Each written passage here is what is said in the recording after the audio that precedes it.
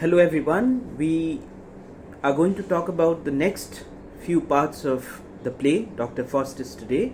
In the last video, I had covered the play, at least the preliminaries pertaining to the play, and I had discussed more or less some of the things that have that happen in the first few scenes of Faustus, culminating in the signing of the pact with the devil.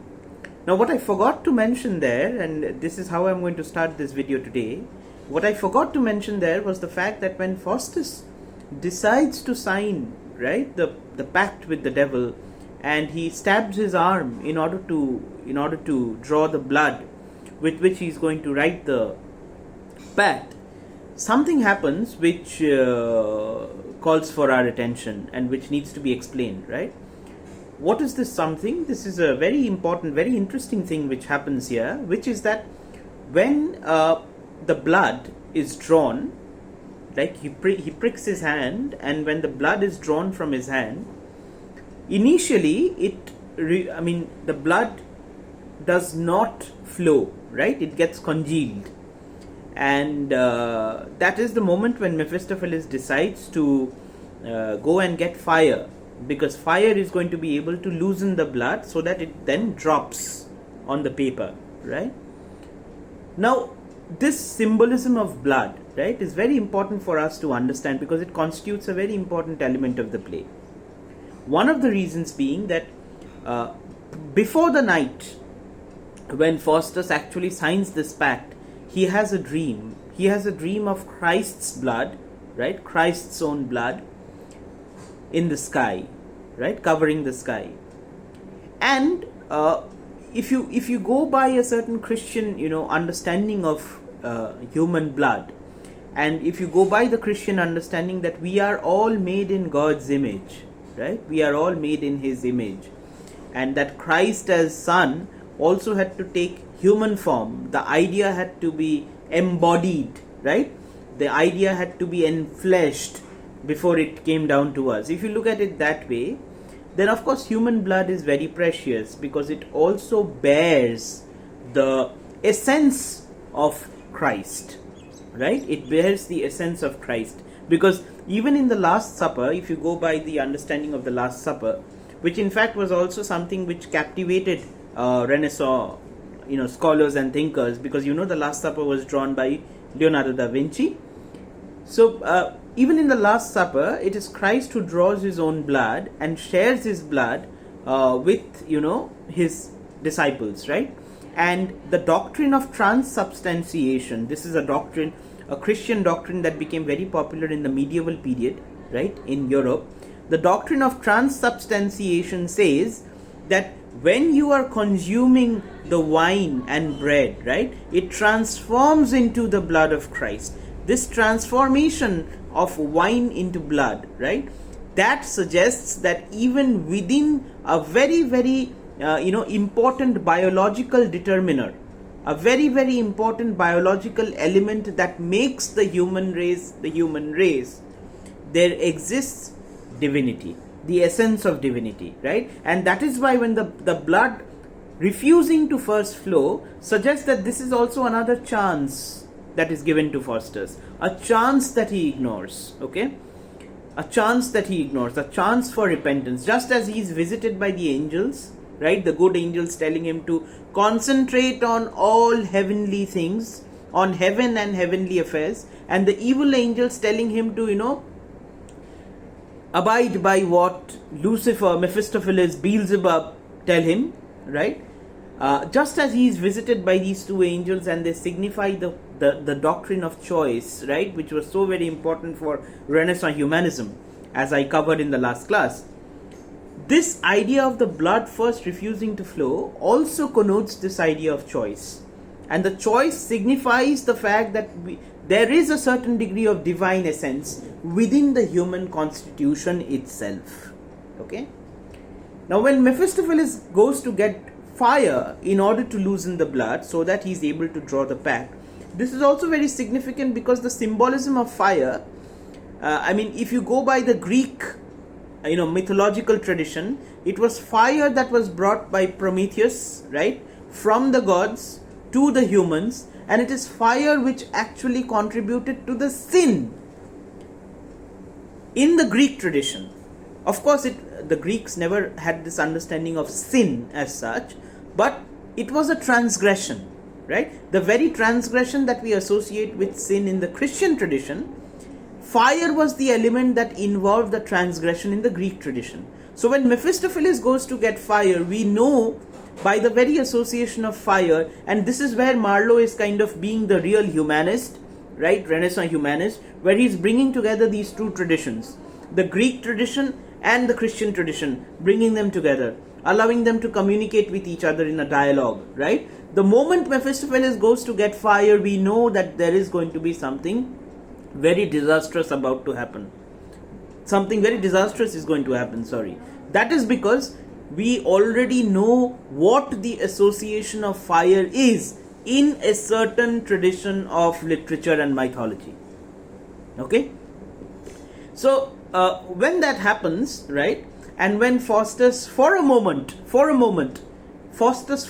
wavers, right, he's not very sure if he's going to give in to this particular, temptation, right, he's then visited by Mephistopheles, Mephistopheles and Beelzebub, okay, Beelzebub, who is another fallen angel, okay. He's visited by these people who tell him, who show him the 7 deadly sins in Christianity. Okay, what are these 7 deadly sins? Please go into Wikipedia and find out. Okay, these 7 deadly sins are what they show Faustus the moment he decides to kind of waver in his plan. Okay, and the basic idea is that the very appearance of these sins, the way these sins appear to you, okay, that they are very fascinating. You don't get to understand the real implications of these sins, right, until and unless the day of judgment comes. Because these sins are very, very fascinating to view. They are very, very fascinating to, kind of see through your naked eye, because you don't see them as sins. That is how Faustus sees them. Not as sins, but as power, ultimate power. Say, for example, take the case of gluttony, which is a sin in the Christian tradition, right? Gluttony. Gluttony is the idea, the habit of consuming more than is necessary. Now, if you look at gluttony, you are going to be presented with a picture of somebody who has all the food in the world, all the delicacies in the world laid out in store for him. You do not see what the consequence of that action is, because that consequence is something that happens in the afterlife, not in this life, right? So, when Faustus sees these 7 deadly sins, he sees them further as allurements, as temptations, okay? And he finally decides to take the wrong route, okay? And when he finally signs the pact, right, his arm, right, the very arm from which he draws blood, the arm, there is a Latin phrase which appears, which is homo fuge, HOMOFUGE, homo fuge, which when translated in English is roughly translated as "O man, fly." Okay, so that is another indication. There are 2 meanings. It is the word "fly" is actually a pun, because it has 2 meanings here. One would be, eventually Faustus is going to fly away from his little dungeon. Not the dungeon, the little, as I told you, Faustus's study itself presents as kind of a irony, because on the one hand it has in store all the scholarly treasures in the world, but on the other hand it is also a place where, it serves as a kind of an entrapment for him, right? He's now going to fly away eventually from his entrapment, and in the next scene we find that Faustus is covering the heavens, he's moving across the heavens, as his associate Wagner tells us in the chorus. In scene 6, you will see that it begins with Wagner's chorus, okay? And Wagner is basically describing to us, okay, how Faustus is now traveling the heavens. He is now traveling the planets, okay? He's seeing all the wonders of the planets opening up before him, because now he has got the power. He has now got the kind of ability to be able to conjure up the entire universe in one particular frame, okay? So one indication of fly is what eventually happens in the play from here onwards, henceforth, okay, which shows Faustus now flying away from his entrapment, flying away from his room to explore other pleasures, okay? And the other meaning of fly is exactly contradictory to this, because that symbolizes Faustus's choice, which he does not adopt, by the way, Faustus's choice to fly away from the temptation that is presented to him, the temptation that is brought to him by Faustus, by Mephistopheles and his comrades, okay? Those are the two indications, and we know that Faustus makes one choice, one use of fly rather than the other, okay? And this, the entire play is set with these choices, these preferences, these alternatives, because without the question of choice, Renaissance humanism would cease to be Renaissance humanism, you see? That is because we are always given the kind of indication that Faustus has a chance. Faustus does have a chance, okay? Although I told you in the initial video, in the video prior to this, that there is a certain kind of, there is a certain degree of resemblance that we find between Faustus and the audience, precisely because of the architectonics of the play. When Mephistopheles says, "Therefore this is hell, and nor am I out of it," we know that this architectonics of the stage presents a situation where the audience and the Faustus are now looking at things, looking at the universe, guided by forces that they have no control of. We know that this assumes a kind of a resemblance between Faustus and the audience. But at the same time, we are also given indications of the fact that Faustus is, to a large extent, himself responsible for his own damnation, because he's constantly presented with choices. Right from the moment when the good and the evil angels appear, to the moment when the blood is congealed, to the moment when Homo Fugue appears in his hand. Okay? These are all choices. Faustus makes one choice against another, against the other. Okay? So if you're given a question which is more or less like, which I find to be somewhat similar to the kind of question that you get for a play like Macbeth, where you are asked to define whether Macbeth's actions is largely a result of his own predestination or his own free will, right? That is the moment where you can't assume a normal answer to that question. I mean, you can't assume a straightforward answer to that question, because you have to answer that question in this way, that yes, to a large extent, the way Faustus is presented to us, right? You have to talk about the architectonics of the stage, so on and so forth. The way these allurements come to Faustus, we find that he is somewhere or the other, he behaves humanly. Okay, not humanely, but humanly, right? But on the other hand, we also find these choices that are available for Faustus, which makes this play very, very distinctly a secular play, because it even indicates religion as based on a person's individual choice. It is not something that is simply given to him as a matter of diktat. Okay? It also comes down to him as a matter of choice. And it is this Renaissance humanism that, colors the concept of even religion, theology in the play. Okay? So from here we move to the sixth scene, which I've already told you that it begins with, and by the way, before Mephistopheles takes him to Rome, okay, this is the setting of scene 7 is in Rome, okay. Before Mephistopheles takes him to Rome, he shows him the wonders of the universe. He takes him through the heavens, right? The cosmology of the heavens. He makes him go. He makes Faustus undergo a very enticing cosmological journey, right? Which is again somewhat, when the way Wagner describes this, okay, it seems to be that, Faustus is no longer invested in scholarship anymore. He's simply invested in,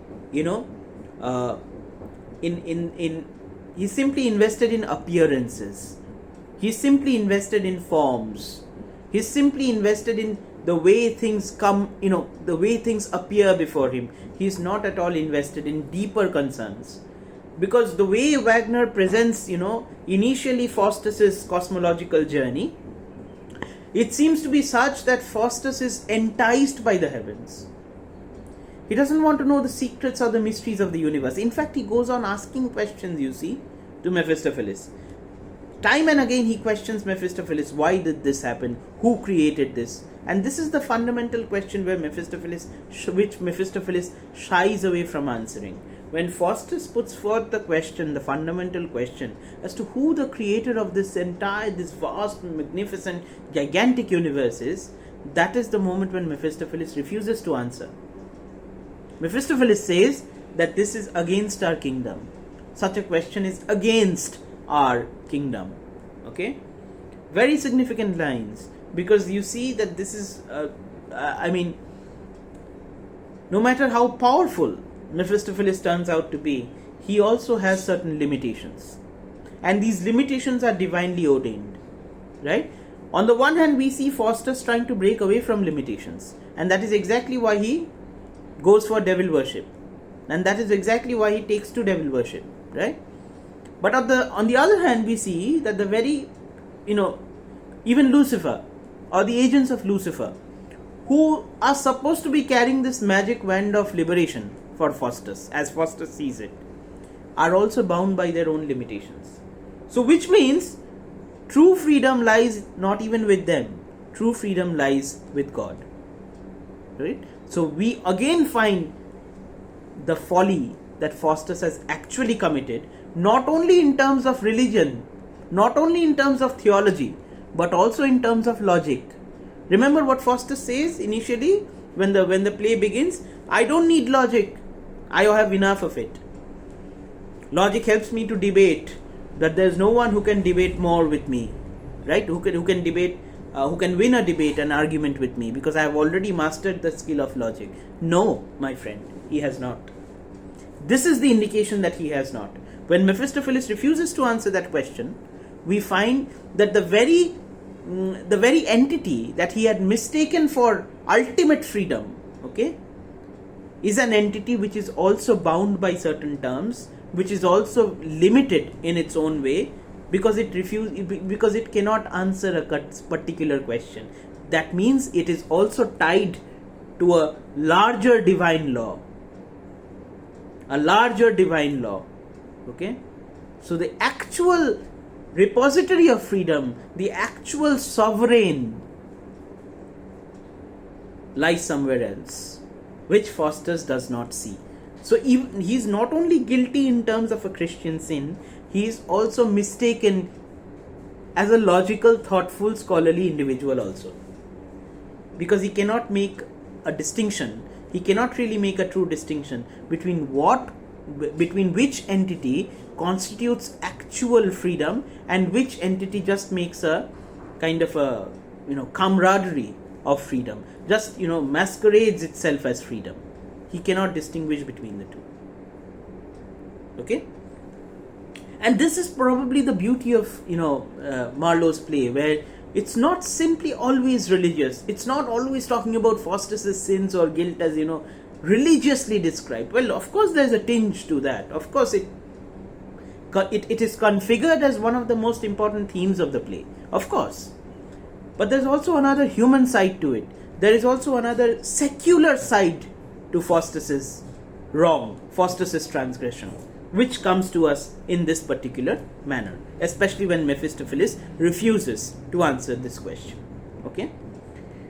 Moving to scene 7, where Faustus actually now is in Rome, right? He's in the Vatican, right? The Pope's palace, and we come across this prisoner called Bruno. Okay, Bruno is the agent of the German emperor who has been imprisoned because at this point of time, there were wars which were happening between the Protestant kingdoms and the Catholic kingdoms in Europe, right? You know the history of the 100 Years' War, which had actually grappled Europe. The war between the Protestant kingdoms and the Catholic kingdoms. The Catholic kingdoms mostly comprising states like Spain, Portugal, and these states, right? And the Protestant kingdoms comprising mostly, those belonging to the western half of Europe, Germany, France, England, and so on. So this is a reference to that particular war, okay? And Bruno is an agent of the German emperor, which was Germany being in war with the Pope, the Vatican. Now Bruno being imprisoned, what Faustus and Mephistopheles decide to do is that they decide to free Bruno from the clutches of the Pope. So they disguise themselves as cardinals, okay? They disguise themselves as cardinals and they go to the Pope, and the Pope hands Bruno over to them because he wants him to be taken away into custody, right? To be taken away into a prison. But instead of taking him to a cellar, Faustus and Mephistopheles, disguised as cardinals, they send him off on a horse to Germany. And when this is later found out, it obviously creates a ruckus in the Pope's palace, right? And when this ruckus is created, what the Pope does is he sends men to arrest these two cardinals because they are responsible for this action, and put them in prison. But Faustus and Mephistopheles both are actually absent. They are invisible, right? They have just disguised themselves as cardinals. So what they do is, when they are imprisoned, in order to engage in a tit for tat kind of a thing, what they do is they play a lot of tricks on the Pope. Say for example, when the Pope and the cardinals decide to sit down to have a lavish meal, they snatch away bits and pieces of food from them. Very, very important scenes, because you see, although we are being told what Faustus and Mephistopheles are doing as a result of this pact in order to make a display of their power, although we know that this is a blatant display of power, this has got nothing moral or spiritual about it, the moment we are introduced to the lavish ceremonies in the Catholic Church, the moment we are introduced to the vicious nature of the popes, right, in the way in which they treat prisoners, in the fact that they have no mercy on prisoners, right? Mercy being a Christian virtue, by the way, which the Pope seems to be lacking, which the Catholic Church seems to be lacking. Although, remember, the Catholic Church itself had mandated that it was possible for a person to be freed of one's sins if, God showed mercy upon him, if he had begged for forgiveness, right? Completely contradictory to what was happening right there, right, with respect to the prisoner, right? In a way, Marlowe is not taking sides. Although the agent for this particular, drama, although we have a certain agent for this particular drama, which is Mephistopheles, right, the evil agent, of course, but what we are shown ultimately takes a dig at the Catholic Church, the system of the Catholic Church also, okay? And this is where the play seems to clear away from taking any sides. It seems to steer away from taking sides. Remember, I told you in the first lecture that the fact that Faustus has no degree of repentance, the fact that even when Faustus repents, in the end he's doomed to die, right? He's doomed to be damned, right? Which in fact could be a kind of a dig at the Protestant, the Calvinist understanding of how we are all predestined already, right? Here we see a different kind of a critique. And this time, it is not a critique of the Calvinist faith. It is not a critique of any Calvinist doctrine, but a critique of the Catholic Church. Okay? So we see how the playwright responsibly avoids choosing sides in the religious debate. in the debate of religious divide. Okay? So after all of this is done, we find the next scene, the next important scene, we find Faustus going to the court of the German Emperor, Charles V, right?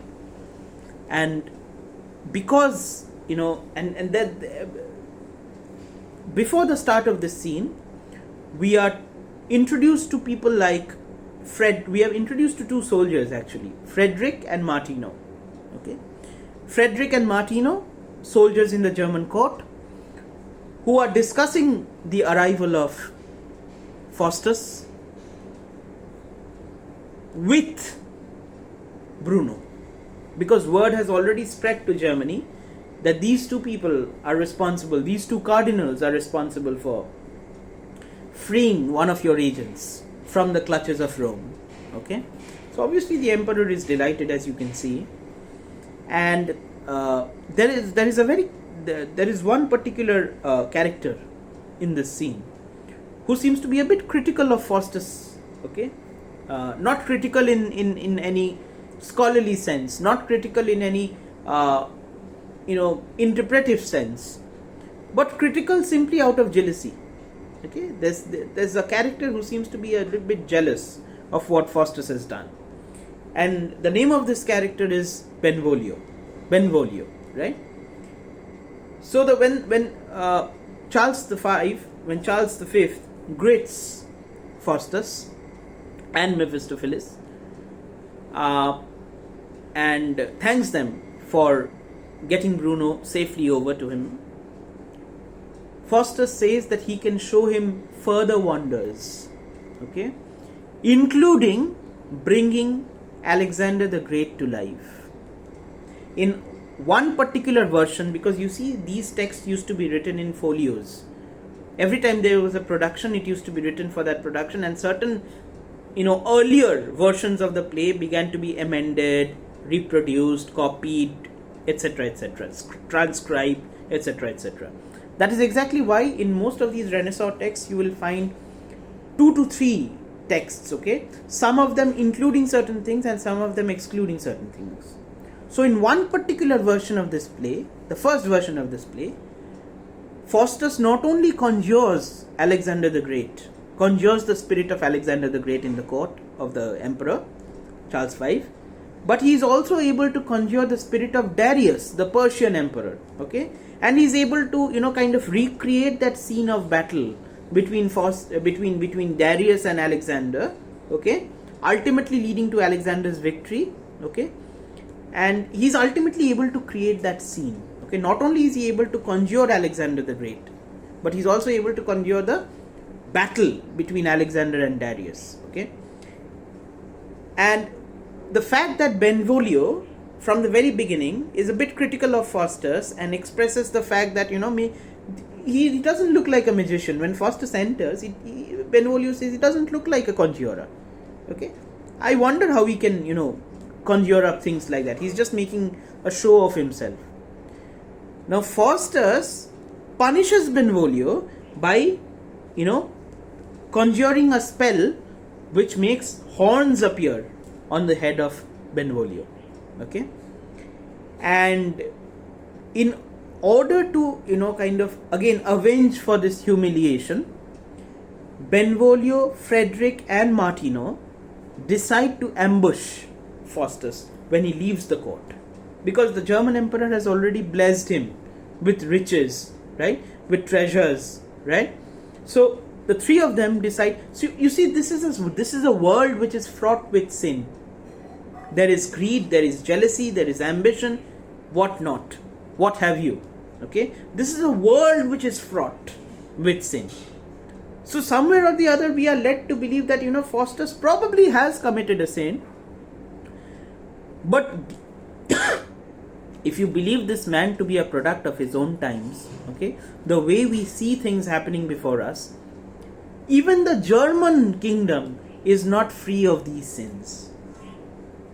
That is the interesting element of the play. On the one hand, we find the cardinals engaged in complete debauchery, complete, let us say, investment in the sins of Christianity. And on the other hand, we also find the German palace to be infested with these sinful creatures, infested with these sinful elements who profess allegiance to the emperor. And by virtue of that, swear allegiance to the Protestant faith. Okay? Where exactly do you find virtue? You don't find it at all. You don't find it in any system. You don't find it in any religious system. That seems to be Marlowe's take. That seems to be Marlowe's understanding. Okay? A very, very neutral take. Neutral and nuanced. Okay? So what happens is, these men, they decide to ambush Faustus in order to, get the treasures, usurp the treasures from him. But of course, they fail in the attempt because Faustus is ever powerful, all powerful, right? He has this blessing of Lucifer on his head. So they are not able, and ultimately how does Faustus punish them? By making them, by issuing a decree that these people need to be taught a lesson, especially Benvolio needs to be taught a lesson, so he should be chased around, okay, and finally thrown off a cliff, so that people know what happens to anybody who dares question Faustus. Very, very important. Faustus is not doing this out of a sense of, commitment to Christian virtue. Faustus wants to create an example of what really befalls somebody who dares to challenge his authority, not punishing somebody who has committed a sin against the Christian faith, who has committed a sin against virtue. No, that is not his concern. So we find basically a play of evil here. Okay? A play of evil where the entire universe is wrought with sins. It is very difficult for us to believe, it is very difficult for us to assume, okay, that Faustus would not have done what he had done. Because man is also a product of what later on you will find that there's a very interesting idea of a French sociologist by the name of Pierre Bourdieu, who spoke of something called the habitus. Okay? Habitus is the set of conditions, habitus is the set of activities, and habitus is the set of inclinations and proclivities that we are all growing up with. Okay? A particular set of traditions, a particular set of inclinations and activities that we are all growing up with, and which in fact we inculcate, therefore, cultivate, therefore. If Faustus is a product of his habitus, okay, and it makes sense for us to assume that he is. If Faustus is a product of his habitus, it becomes very difficult for us to even concede to the fact that he would have been able to exert his free will, he would have been able to actually decide not to fall prey to temptation. While these choices do exist, again I'm telling you, going back to what I was saying at the beginning of the video, that there are these choices. These choices range from the blood that is congealed, to the appearance of the angels, to the appearance of the letters homofugue, etc., etc. While these choices are coming time and again in Faustus's life, okay, while these choices do come time and again in Faustus's life till his signing of the pact, it is still difficult for us to assume that a habitus such as this where Faustus has grown up, will actually be able to make him a decent free willing individual. Okay? Where exactly is choice? Choice is there. But has he been able to has he been trained in a way in which he is able to exercise a choice? Probably not. Probably not. So this old debate between nature and nurture, that what your nature is ultimately determined to a large extent by the way you are nurtured, the way your social conditions are, right? This old debate comes back, recurs in the play. Okay? It recurs in the play. So finally, Faustus is again made to be guilty of the sin of, how would I put it? He shows no mercy, right? He shows no mercy towards those who find fault with him. So he's again behaving in a manner which is ungodly, because the merciful God,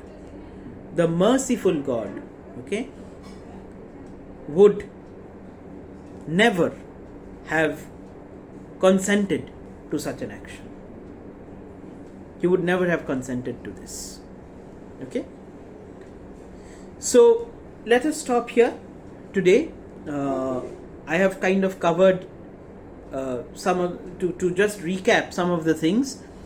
One of the points that we were covering in our discussion today, so that I'm giving these points to you so that you can prepare yourself accordingly, prepare your notes accordingly in accordance with these particular bullet points. Number one would be the question of choice and free will, choice and predestination. Does Faustus have enough choice? And if he does, why does he not exercise them? Or do you believe that even in a kingdom of choices, right, Faustus would have actually done this? So that is the first bullet point. That is the first, I would say, index of our discussion today. The second index would be the question of how Marlowe projects a certain understanding of religion itself as bias. Okay?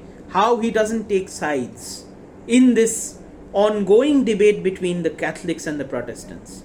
How he refuses to take sides and actually looks at this entire schism as something that is man-made, not only man-made, but a schism that in fact is against the attributes of Christianity itself. Okay? And third, how does Faustus's sin, okay, just not remain at the level of sin? And in a typical humanist fashion, it also incorporates the element of misunderstanding, flaw, right, and also miscalculation, which in fact reflects negatively on what Faustus had told us at the very beginning of the play, that he is a very good scholar, that he is a renowned scholar, that he has an understanding of every knowledge under the sun, including logic. How he is not only committing a sin, okay, but also how he is logically wrong, refuting the fact that he is a great scholar. And in order to answer this question, you have to go back to that idea of when Mephistopheles refuses to answer something, how we know that the entire choice that is made by Faustus, his consideration of the fact that they are the answer to liberation, they are the answer to entrapment, this is the answer, Mephistopheles is the answer to entrapment, because he represents complete freedom, that itself is wrong. So his choice itself is wrong. He is not only sinning in the to be sinning is to be doing something against a particular mandate. A mandate, something is prescribed and some things are proscribed. You do that which is proscribed. That is how you sin. You don't go by the word of the charter or the word of the book. That is sinning. Sin hardly involves an element of intellectual comprehension. But when I say flaw, when I say mistake, okay, which is a more secular understanding, it involves an element of intellectual miscomprehension. And the moment I am able to persuade you that this is also an element of intellectual miscomprehension, I am going against the very narrative that Faustus is the scholar. That Dr. Faustus is what we are, considering here. So, thank you so much for giving me a patient hearing. In the next video, we will try to complete Dr. Faustus. And I'm going to quickly recapitulate some of the things that we have done throughout, so that you can prepare your notes accordingly.